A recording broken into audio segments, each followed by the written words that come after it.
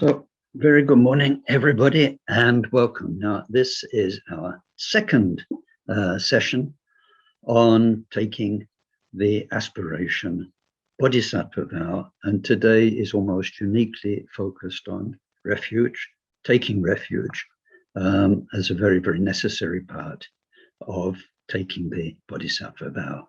So, welcome to everyone who's here, live, sort of, if Zoom can be considered live, and welcome to all of those who are joining us on YouTube. So let's start, as we always do, but very, very specially because today is about bodhicitta, the Bodhisattva Vow. Let's start with an excellent motivation, which is, of course, a motivation with three factors, which you know: big mind, loving mind, and happy mind. Big mind, because we relax into being here for everybody. Big mind means inclusive mind. So we feel we are listening to these teachings like a sick person, happy to receive medicine from a good doctor on behalf of everyone. And in particular, we feel we're here not just as the ambassador for everybody, as a future friend for everybody, a future Bodhisattva and Buddha, but in particular, we are here for those who in this life have become features in our life: our parents, our siblings, our children, our dear friends, and those who have hurt us and harmed us, caused us trouble. All of those are part of our karma. Like it or not, if they've featured in your life that much, they're your karma. It's not finished. They'll be back and back and back in future lives. So we need to make our side nothing but goodness in that relationship, and we need to work towards being able to help them to help themselves. So we're very inclusive. We feel them as though they're right here with us. And then we do that with a loving mind, loving our worst enemy and our best friend the same, if as much as we can. So we take those who we love the most as our example. And although it's not pure, it's worldly love, but it's something that has opened our heart. It's something that moves us. It's something that makes us care for each other. That's a start. It's so precious, worldly love, because it gives us a starting point. So we try and love and care for everybody, even the worst of humans, as much as we care for those we love. And then we have a happy mind, because we have Dharma. And whatever friends and enemies are out there, whatever blessings or curses life brings us, it's temporary. This life will finish and we'll go, and it will all be far behind, forgotten. But Dharma and karma go with us. And we have Dharma, and today some of you are taking refuge. And today we're learning about one of the most important parts of Dharma. So we are, I hope, very, very, very happy. So with that in mind, please let's make our good motivation for this session. Sanje chadam soje chonamla chancho bado dane chasanje dage jinso jipe sanamje drola penchira sanje droparasho samchan tamche dewa dong dewe jodong dem parachoche dongal dong dongal ji jodong shalwara choche dongal mepe dewa tamba dong men shalwara choche Niren chadon tang shalwe tanyom chempola ne paranchora che Deyanta shame shamavati shameta shachom hom kuri marazite karota ke yoride jovati oloyani bishuda Malaya malapana ye kukure kaka grase grasana Om muki para muki muki shametane savagraha bandanane Nigrihita savapava pravadina vimukta marapasha Satta pita buddha mudranu gatita savamare butsarita parishuddha Vega santu savamarakama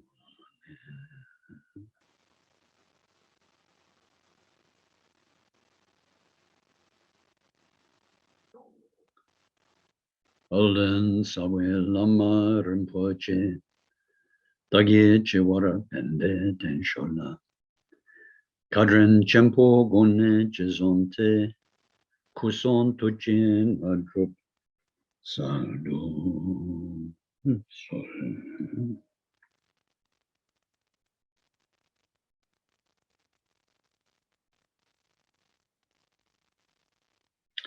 Thank you. Excuse me 2 seconds. I have some incense burning. The smell is absolutely gorgeous, but it's one of those incenses that catches your throat. And if I'm going to be speaking for an hour, I need to put it out.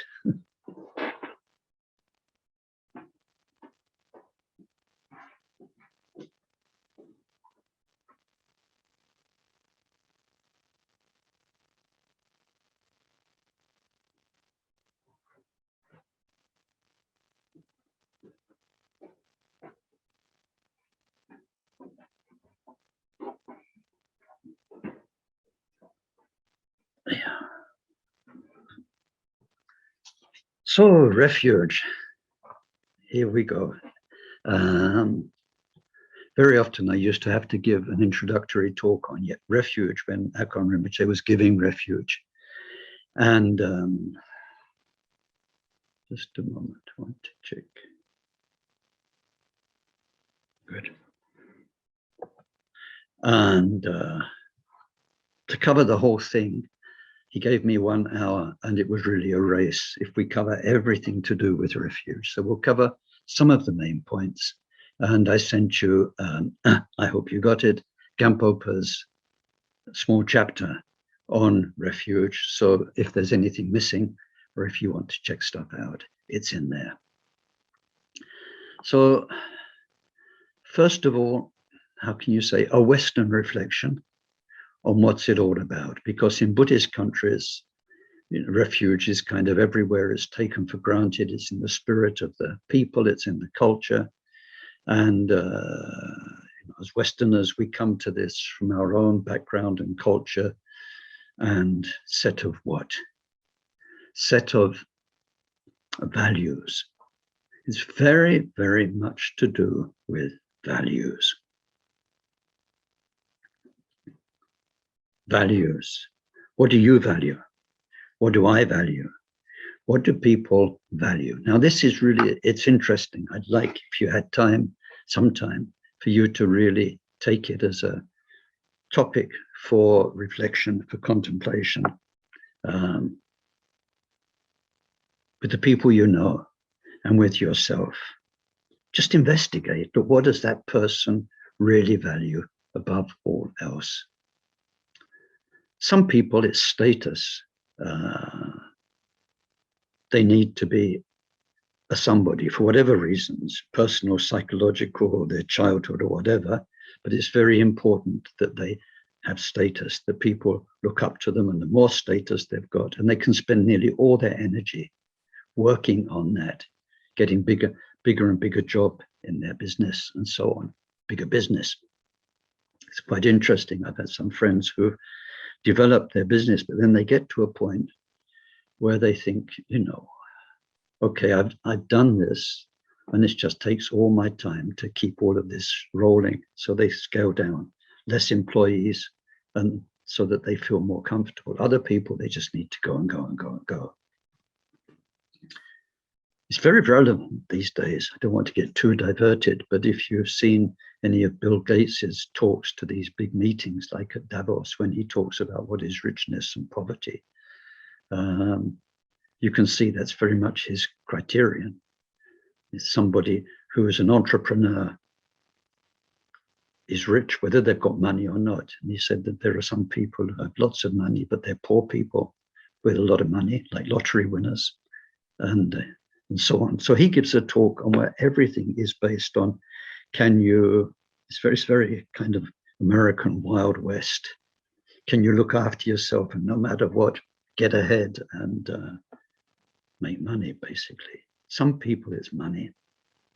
Some people it's material comfort, nice, cozy home, pretty garden. Most of their energy, time, effort goes into that. Their heart goes up and down with it. When it's good, they're happy. When it's not so good, it's not so happy. Some people it's family. And I have, for instance, to help you with these reflections, a friend who's a somebody in France, very successful, and she's a publisher, retired now, published some very great people, famous people. So you meet them, you work with them. And so somebody who's had a very, very rich life.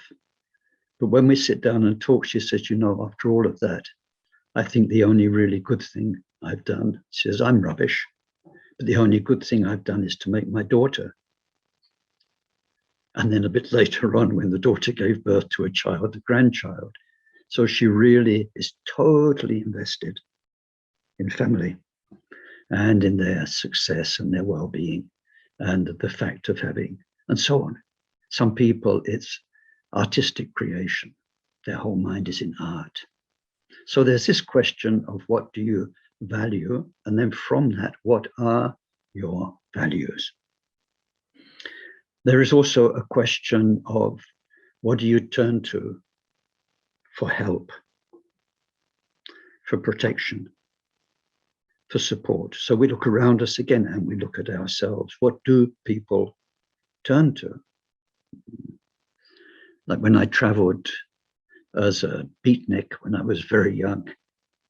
Okay, I was on the road and sleeping rough and I had my guitar and hitchhiking and all of that. But something inside me knew that I had a bank account and I had parents and I could always go to the British Embassy and they'd bail me out. You've kind of got a parachute, you've got a safety. So if everything goes wrong, you've got that. Some people have got God. And so when things get desperate, there's big trouble, where do you turn for their help? Some people turn very much to their parents. Their parents are a support and they can go back to them. They can go and live at home. They can borrow some money and somehow the parents are there as a source of strength. Some people, it might be more abstract. It might be literature. They might turn to quotations and ideas from art. So we look around, what do people turn to when the chips are down, when things are tough? For refuge, for support. And then another thing we look at when we look around us is what do people turn to for their inspiration? A different sort of values about what is the highest thing in life? What is life about? What do people, so some people, again, it's the arts. For some people, it's material comfort. For some people, it is abstract ideas, philosophy, religious ideas. What is it that inspires us? And of course, nature has a great role in all of this in terms of the previous thing. Where do we go for refuge? Some people have a special place, a quiet place, a place on the cliffs looking out to sea, a place in a forest, somewhere in nature. It's not usually an underpass in a busy city where you go to kind of re-find yourself. It's often a place that feels so rich. And so people, when they've had a really tough time, will often can go to a place like that. What do we turn to for the support, for the deepest help, And where do we go for our inspiration? Can be music. We can listen to most beautiful music. So anyway, when we've examined all of this, these things, what do we value? Where does our support and protection come from? And what inspires us? Then we can understand more. What are we doing when we take refuge? We are turning to a set of values which aren't just one religion amongst other religions. When we look into those values, they are universal truths.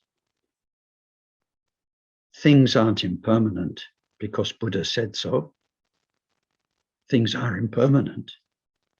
Things are impermanent. And Buddha said so. And he teaches us, opens our eyes to this. So we find that our values, why we turn to Dharma, why we turn to the Buddha, why we turn to Buddhism as an existing body of teachings and help, is because we find it is the highest and purest set of values we've come across. That's why we take refuge. And of course, if you come across something that you think is even better, then you'll go and take refuge or join up with that. If you think Christianity's got something better on offer than Buddhism, then you wouldn't be taking refuge in Buddhism. You'd go and deepen your commitment to Christianity, whatever it may be. So when we take refuge, we are saying that what we value the most and the values that we treasure the most and what seems to be the highest, most noble, most worthwhile, something with worth, is Buddhism. So we take refuge in what we call the three most rare and precious things. We have a translation thing here. In Sanskrit, it was Ratna. Ratna means, what does it mean? It has 6 meanings. So what do you do when you're a translator? You look in English, well, it means this, but it also means that. It means precious, it means rare, it means very valuable, and it means very hard to come across, and so on. It's got 6 meanings. Tibetans already had this problem. So Ratna needed to be translated by 2 key terms in Tibetan, Khencho.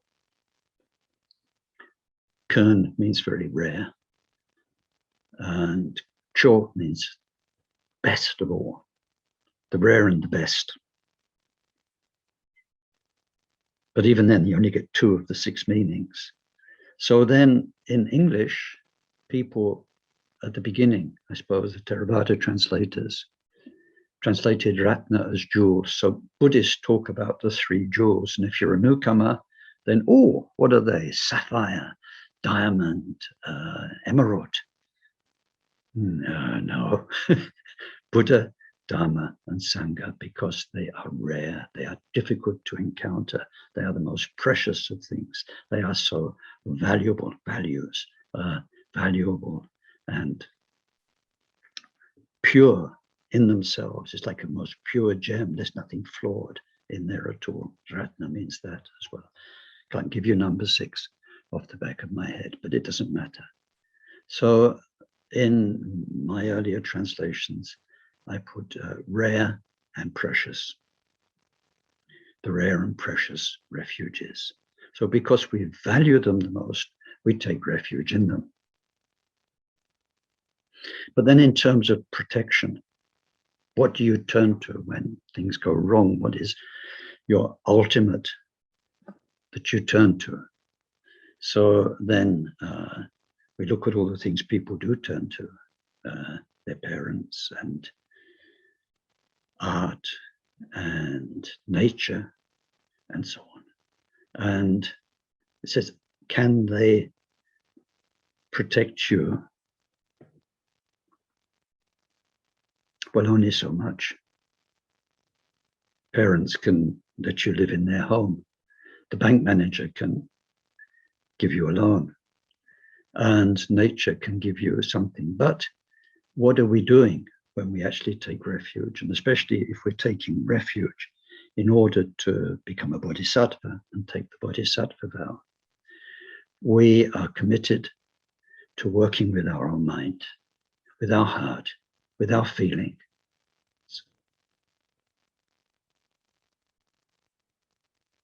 Who can protect you against your own anger, against your own jealousy, against your own stupidity, against your own pride? Can your bank manager? Can your mum and dad? Can the beauty that's in the trees and the ocean and in nature, can it teach you how to recognize the anger, the trauma, all the things we carry, and to work with them kindly, intelligently, fruitfully? Of course not. So in order to protect us against all of the negativity and evil that's around us and inside us, then we turn to these three most rare and precious things. And then for inspiration, where does inspiration stop? What is more inspiring? And especially the literal meaning of inspiring comes from it's like inspiring, breathing into you. What can breathe into us?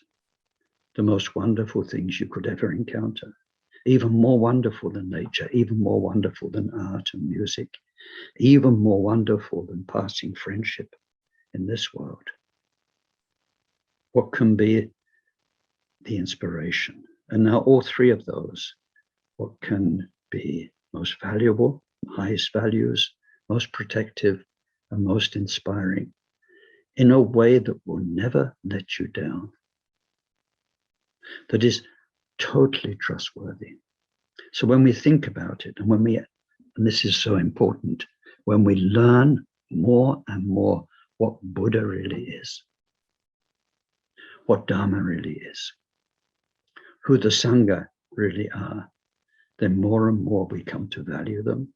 We come to realize how our integration, our refuge with them protects us. And we realize what an inspiration. So this is why we take refuge. And once we think about that, we can see how taking refuge is not just a technical prerequisite for the Bodhisattva vow. If in the vow you are promising, I'm going to get enlightened. Why? Because I love and care for sentient beings so much.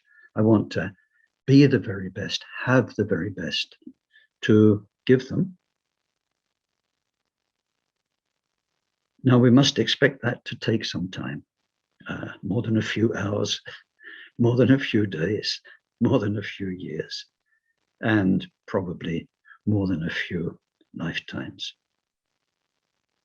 It's a huge undertaking once you start working on your mind and discovering what's in there, and you see how much it takes to change your mind just a little bit.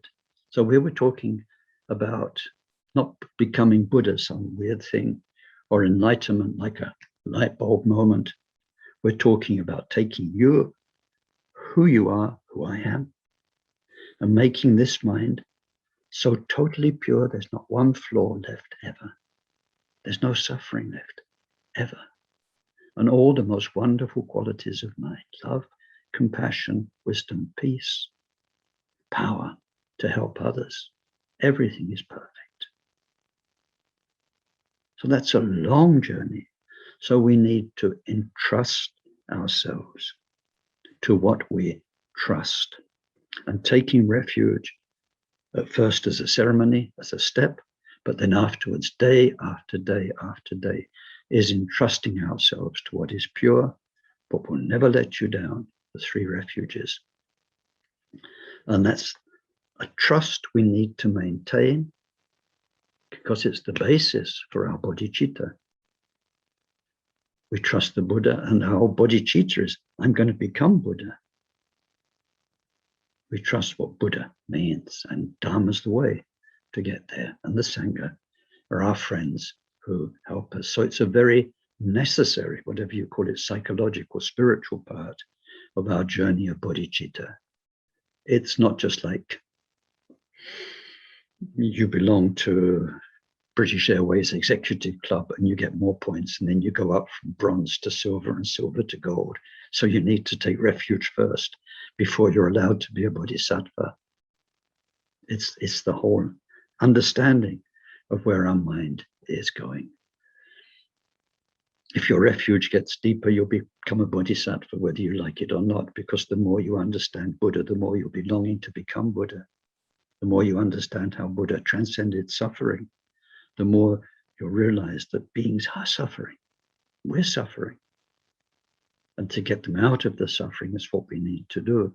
So Taisitupa says so often, my own teacher, Hakon Rinpoche, said so often, just refuge. If you can do refuge 100%, it's all you'll ever need. You'll become Buddha. So it's a very deep, very, very, very wonderful topic. And so refuge, what do I need to tell you? All the things I need to tell you that are in your Khenpoken teachings. First of all, there are 3 levels of refuge. There's what's called the common refuge, common because it's common to all Buddhist traditions. When you take refuge, it's like opening the door into the garden of Dharma. And after that, you're inside that garden. You don't need to go out and enter again. What is that garden? It's a garden of truth, authenticity, what is universally, cosmically true. It's the universal laws. So we don't want to go out of that, which is back into ignorance and confusion and creating suffering. Once we take refuge, you are in. If we use an analogy of a garden, it's like you open up an inner garden inside yourself. And from refuge onwards, that garden will always be there. Of course, our minds will be distracted by daily life. Has to be. But that garden from the time of refuge will always be there. So when we have moments, we can quieten and we remember what we have entrusted ourselves to, what we value, what is protecting us and holding us in the right place, and what is the inspiration, like fresh water coming from a spring inside us. So the basic or common refuge is in Buddha, Dharma, and Sangha. Nothing else. So when you take the common refuge, you are a Buddhist. You're not a Kagyu Buddhist, you're not a Tibetan Buddhist, you're not a Zen Buddhist, you're Buddhist. Any kind of allegiance to a teacher, to a tradition, is something other. That's later. Some people get confused. They say, well, I took refuge in the Nimapa tradition or Kagyu tradition. Of course, it was with somebody in that tradition and in one of their Dharma centers or monasteries you took refuge. But when you take refuge, it's very important to know you took refuge, you became a Buddhist, full stop. You didn't sign up for anything else. You didn't commit yourself to any teacher, to any tradition, specific tradition, so that you feel bad if afterwards you find a tradition that suits you better. That's not the refuge part. Of course, you can take a commitment to a teacher, to a tradition, but that's something other. So then the common refuge is taking refuge in Buddha, Dharma, and Sangha in the most basic way. Then we have what's called special refuge or extraordinary or uncommon refuge. And this is the Mahayana refuge, the Bodhisattva's refuge, which is what we're mainly considering today. There we have three things which are uncommon or special. What we're taking refuge in is understood on a deeper level. So it's called the field or the source of refuge. That's one thing. And then the motivation for our taking refuge is different, it's special. And then how long we make the promise of refuge for is also different.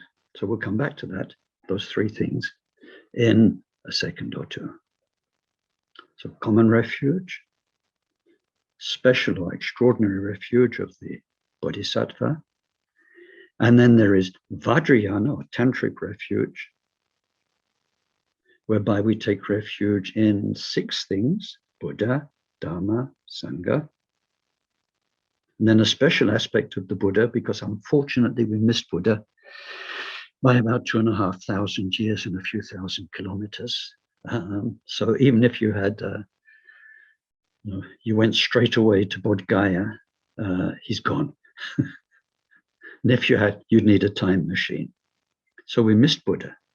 But if you have a guru, a real guru, an authentic guru, that person will give you everything the Buddha would have given you. In your life, they are like Buddha. So the guru is the special aspect of the Buddha. And then the Dharma teachings, 84,000 Dharmas, or the 3 baskets, or the 12 sections of Dharma, and all of the different practices suited to so many different types of people at different stages of their evolution, that it took Buddha 45 years to teach all of the Dharma. We take refuge in it. But out of all of the Dharma, when you're in Vajrayana, the practice, the Yidam practice your guru gives you to do, embodies all of the Dharma that you need. For you, it's the entirety of Dharma. So the Yidams are the special aspect of Dharma. And then the Sangha are those who've maintained the Buddha's teachings through the ages purely and kept them alive. And then in the special refuge, there's the Bodhisattva Sangha, who are very, very pure and very, very advanced beings. But when you practice Vajrayana, all the Sangha you'll ever need is your guru. Because the Sangha are our friends who help and support us on the path, who give us the teachings. But all of that comes from the guru's presence. And once it's there, that is inside us, not just out there, sitting, giving teachings. It's a living presence in our mind and our being. So that's Guru's Sangha. So Guru's Yidams, and then all of the Siddhas and the Vidyadharas and so on, embodied in our Guru. These are the special aspect of we call the 3 jewels, and all of them, all 6, are embodied in the Guru. The Guru becomes everything. But today we're not considering Vajrayana. We're looking at bodhicitta, which is part of the general Mahayana teachings. So just to mention those 3 levels of refuge: common, extraordinary Mahayana, Vajrayana with the 6-fold refuge. Now, in the Bodhisattva's refuge, earlier I mentioned 3 things are special. First of all, the motivation. When we take the common refuge, it's because we recognize suffering in existence all around us, but most of all, our own suffering, our own karma, our own mind poisons, our own ignorance, our own lack of peace. We're not at peace with life. We're not at peace with ourselves. We're not at peace with the universal truths. Universal truths tell us everything and everyone changes, but we're clinging to things and people. So they didn't change. We're not at peace with the nature of things.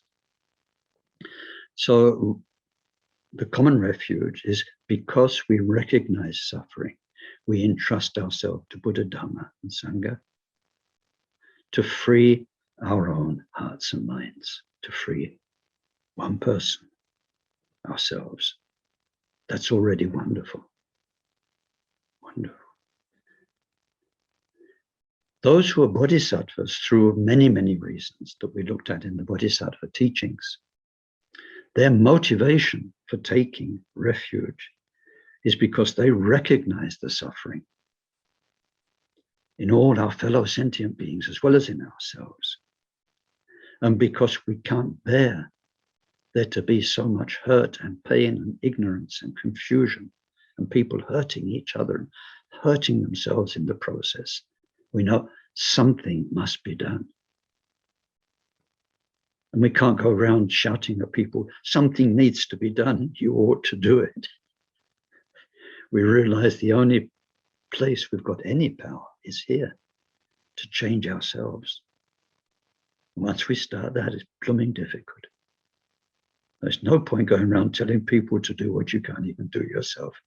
So our motivation is that I must become Buddha. I must become purer, wiser, kinder, more at peace to help everyone, not one person, everyone in the end. Bit by bit, we'll get there. So the motivation is special. Then what we take refuge in is more profound. In the common motivation, when we say Buddha, then we mean the person, the Buddha, 2,500 years ago, who, as far as we're concerned, was the finest person. Actually, in the text, it says the finest biped. And some lamas, they're very, how can you say, meticulously conceptual. So, and any excuse to give a teaching. So bipeds, yes, bipeds. In the whole field of the 6 sentient beings, if we concentrate on sentient beings, then the main bipeds are humans and birds. And then amongst birds, humans have these qualities, birds have these qualities. Then amongst humans, the Buddha is the finest being on 2 legs. So that's the way it's expressed. And sometimes I've heard 10 minutes teaching on that, which we don't need to have. It means the finest human who ever graced this world of ours. When we turn for inspiration, for protection, but mainly to who can we learn from? And we think about all the humans who've been on this planet and what they've done. Then the Buddha was the finest, the kindest, but more than anything else, not only did he achieve liberation, freedom, total purity, total blossoming of every possible human quality, but he gave us the way to do it. Over 45 years, his teachings on that fill 100 volumes, and they express so many different ways because we are each so different. It's not one way for everybody. And then some people are very advanced, they need advanced teachings, and so on and so on. So the Buddha gave us the complete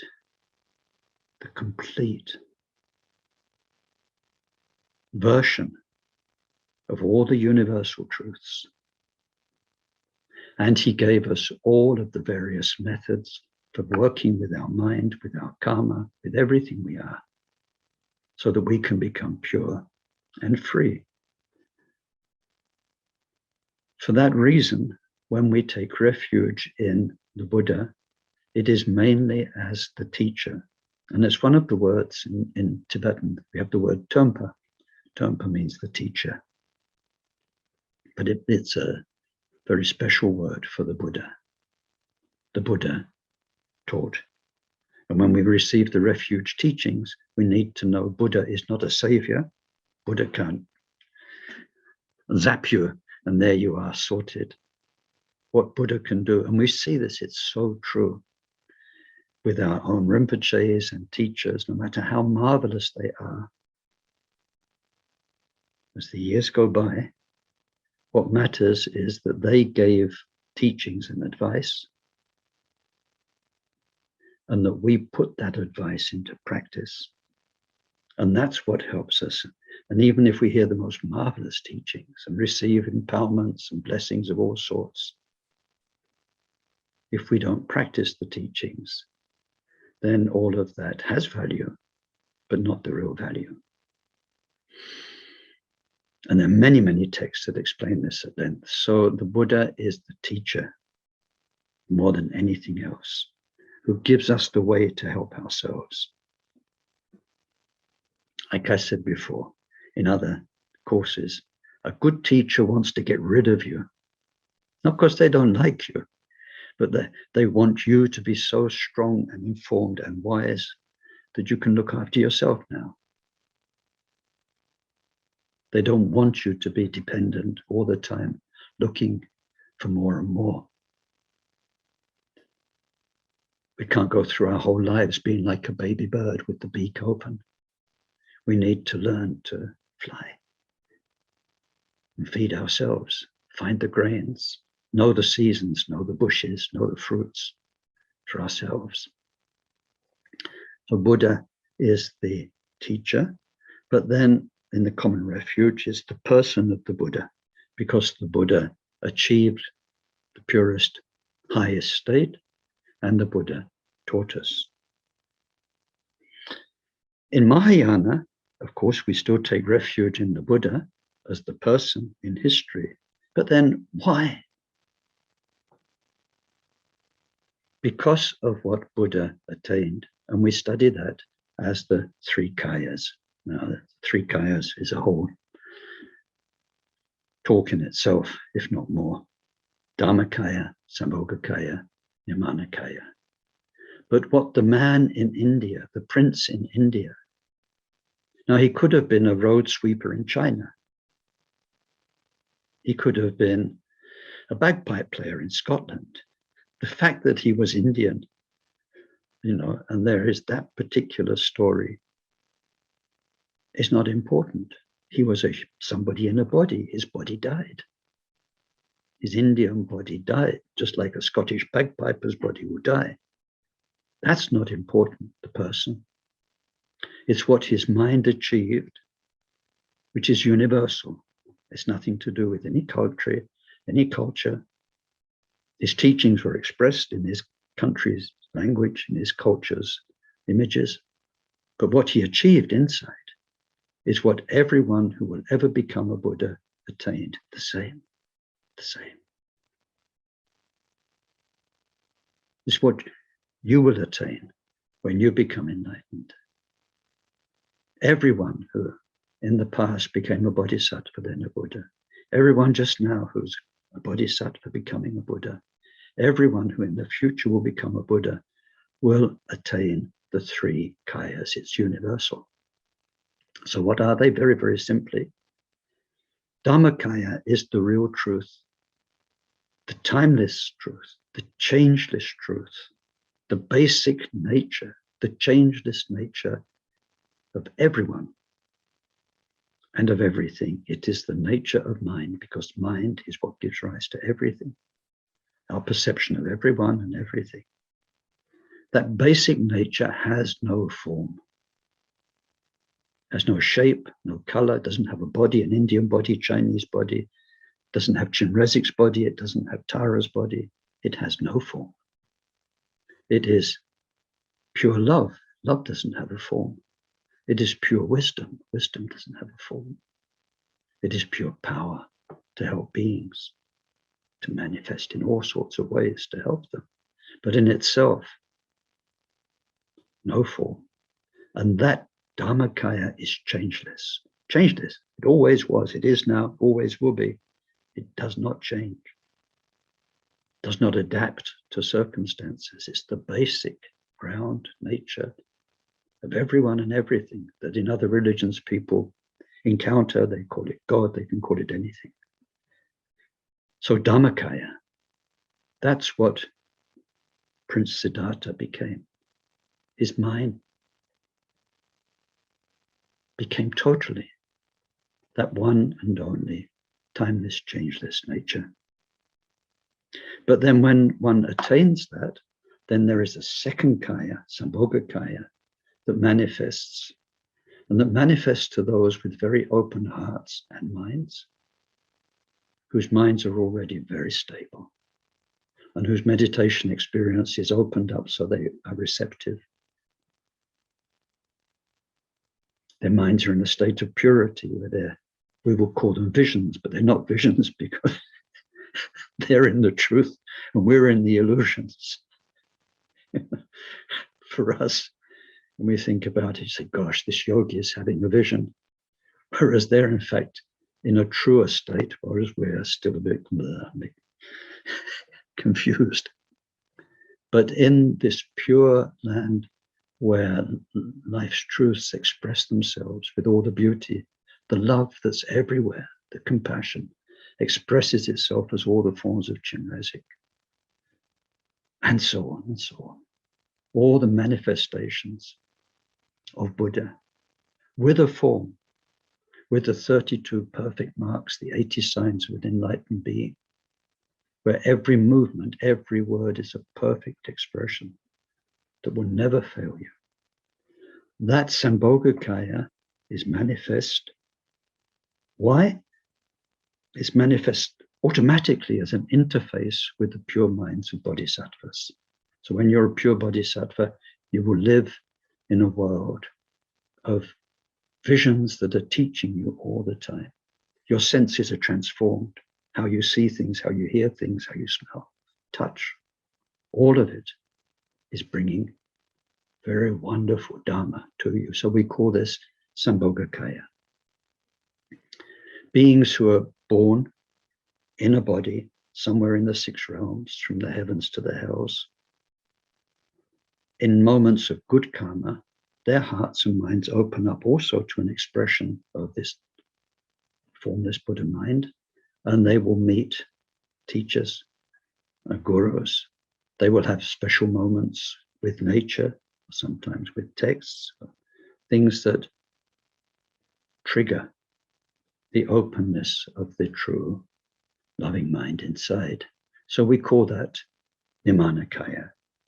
That's very brief. Nimanakaya, we've got 5 aspects, from special teaching manifestations like Sakyamuni Buddha, all the way down to, it says Buddha could manifest as a guide dog to help a blind person, something like that, or as a bridge, and so on. It's vast, vast. The Nimanakaya. So that's something cosmic.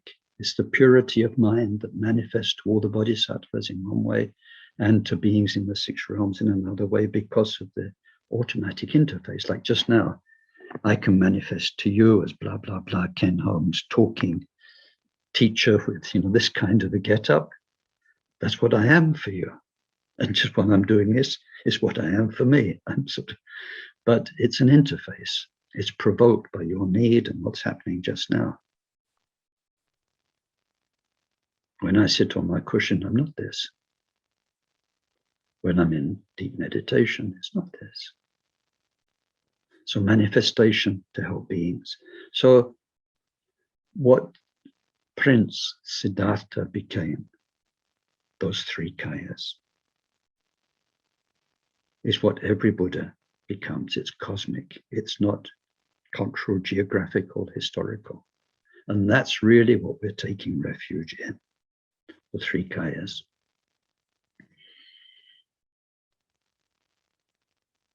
And there we're still dealing with something, how can you say, sensorial in a way.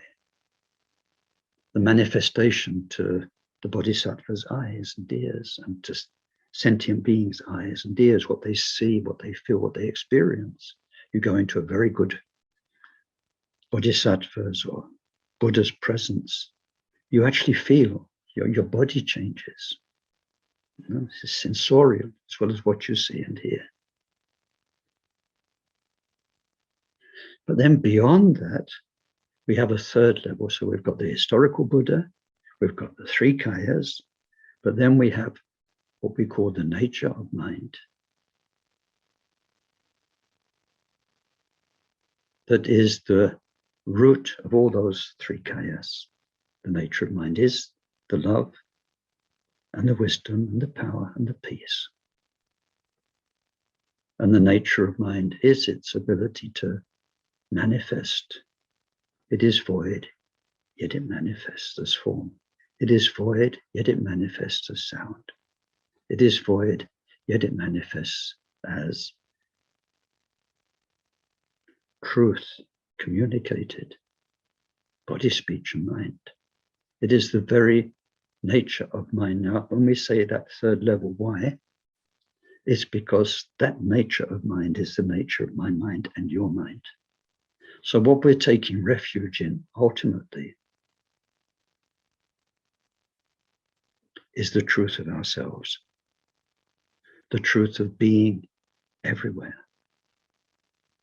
that Buddha Shakyamuni found and taught us the way to find.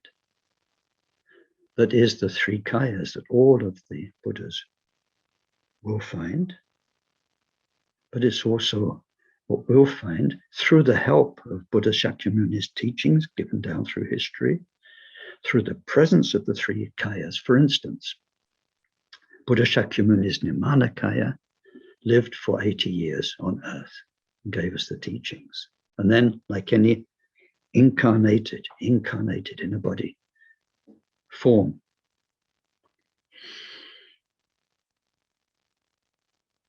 it had to die, Nirmana Kaya. But Shakyamuni's Sambhoga Kaya, presence, is a blessing, is a presence that's right here, right now, and will be right here, right now for another couple of thousand years until his teachings disappear from this world. So when you become Buddha, then you'll do the same. You'll manifest in different worlds, you'll give teachings, but you'll have a presence, a holding power to hold and guide beings for however long it will be. So we're really taking refuge in the truth of ourselves. So we have a special motivation, the Bodhisattva's love for everybody. We have a special field of refuge, what we're taking refuge in. Historical Buddha, three kayas, and the true nature. And then third, we have a special duration. In the common refuge, the thinking is, we're alive, you've got your wits about you, you've got some degree of control over your life, but when you die, that's finished. It's a bit chaotic after that. And then when you're reborn, it's going to take you quite a while to reconnect with all this stuff. So if you take a promise, you can only really take a promise for as long as you can more or less guarantee keeping it. So we say, from now until I die, I take refuge in the Buddha, the Dharma, and the Sangha, in the common refuge. The thinking, and it's not contradictory, it's just a different attitude. In the Bodhisattva's teaching, is that from now until I reach the heart of enlightenment, however many lives that takes, I take refuge in the Buddha and the Dharma and the Sangha. And the thinking is, I'm going to make a commitment that's so strong in my subconscious, in my stream of consciousness, that even though there will be the chaos in between lives, even though there'll be the growing up again, that will be so strong that it will wake me up in the next life and bring me back, and in the life afterwards and bring me back. So I want the support, the protection, the inspiration, and the values of the three most precious things to be there with me, life after life after life, to support my Bodhisattva path. So three things are special then in the special type of refuge. Now, what we'll see, and This is commitments.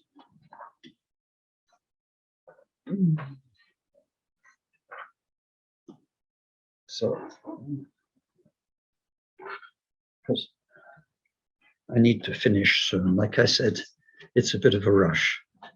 But if you're taking refuge, basically the ceremony is a commitment. You're signing up for something. You're making a promise. So it's like signing a contract. You know, on the back of contracts these days, there's that small blueprint. That's what you're putting your signature to. You need to know what you're signing up for. So it's summed up as 9 instructions that we do our best to keep and that we correct if we get it wrong. So there are 3 common instructions. It means there are 3 things about Buddha, Dhamma, Sangha, all 3. Not specifically the Buddha or the Dhamma or the Sangha, all 3. So the first one is that we try to make offerings to the 3 jewels, 3 most precious things whenever we can, to remind us of them. And the whole idea of offering, like if you get a new car, your first thought is to offer it to the Buddha. You buy a new sweater, you offer it to the Buddha. So offering, if you see beautiful nature, your first reflex is to offer it. And when we come to next week and the week after's teachings, we will see that offerings, actually the meaning of offerings is very deep.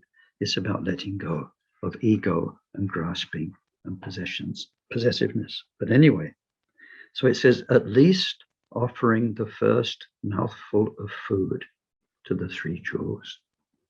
And this is an easy thing to do once you make the habit. It's a very lovely thing to do.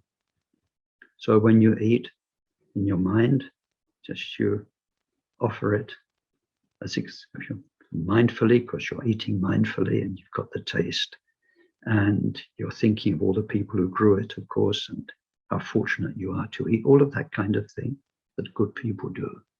But more than anything, it's reminding you of the refuges, that what we take into ourselves, what nourishes us, is there to nourish our Dharma and our respect for the Buddha, Dhamma, and Sangha. And it says one should never abandon the 3 refuges, even if it means personal loss or losing your life. Now that might sound a bit extreme. I'll leave you to think about it. The basic thinking is this: your mind is you forever.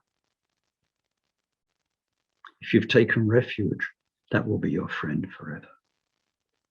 Bodies, well, even if somebody kills it, you'll get another one, and another one, and another one, and another one.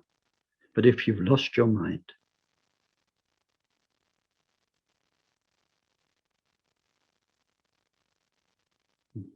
it's terrible. So we would rather lose our body than lose our mind. And the same thing will come back with the Bodhisattva teachings.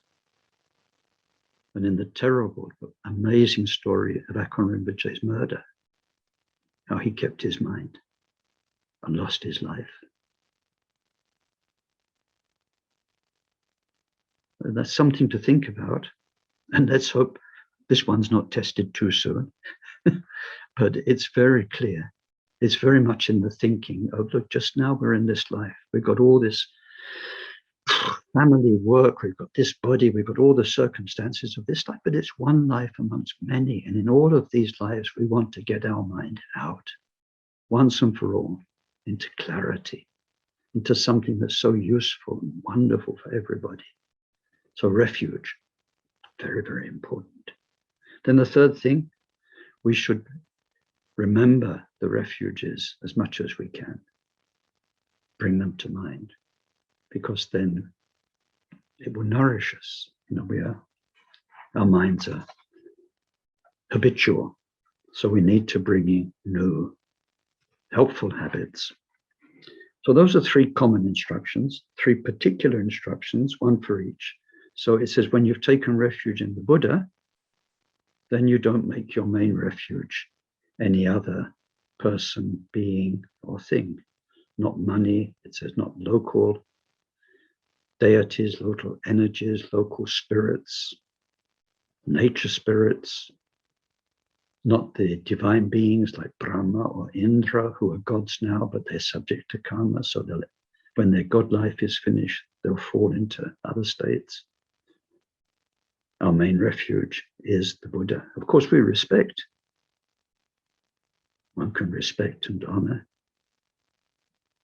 But our main source of inspiration and support and protection is Buddha.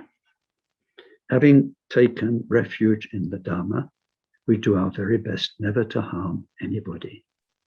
The very nature of Dharma, the Buddha's teachings, is non-harm, ahimsa, non-violence. So we stop being violent to ourselves, harming ourselves. We stop being harmful to others. So we do our very best to be a peaceful, kind, caring friend for others, and a peaceful, kind, caring friend for ourselves. Having taken refuge in the Sangha, who are our trusted guides and friends, then we don't entrust our minds. We don't let our minds be led astray by what are called dark friends. People with bad habits, people with bad speech. So of course we want to help them in the end, and we want to, but when we find that when we're with them, we lose our values, we start doing the sort of things we know aren't good for us. We get into anger and fighting. We get into critical speech and all the people who aren't good for you.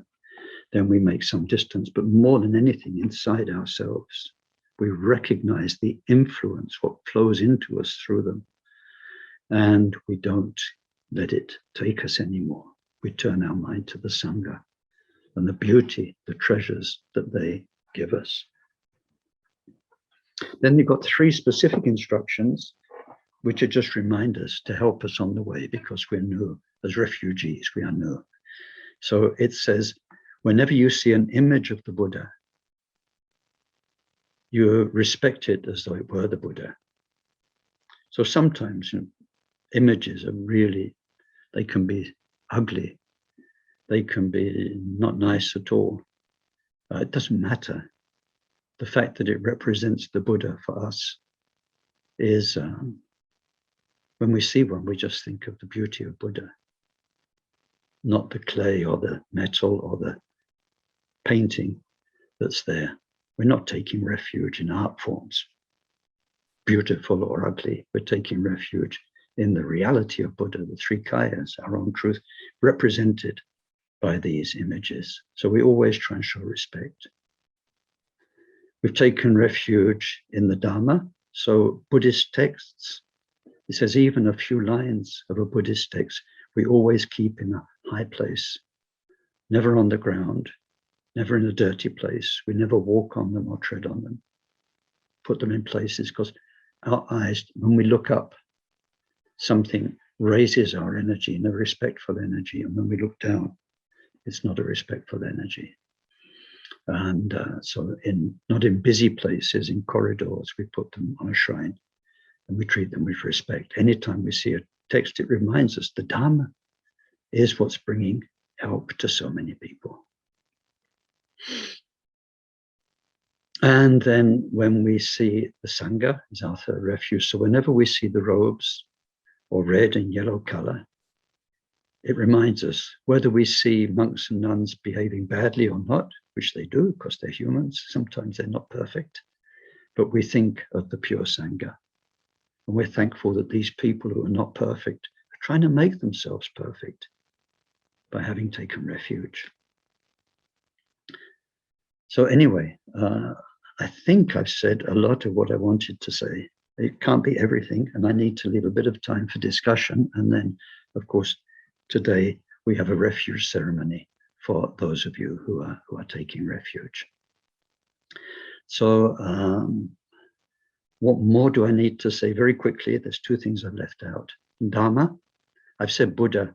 Buddha is historical Buddha, 3 kayas, and Buddha is the nature of your own mind.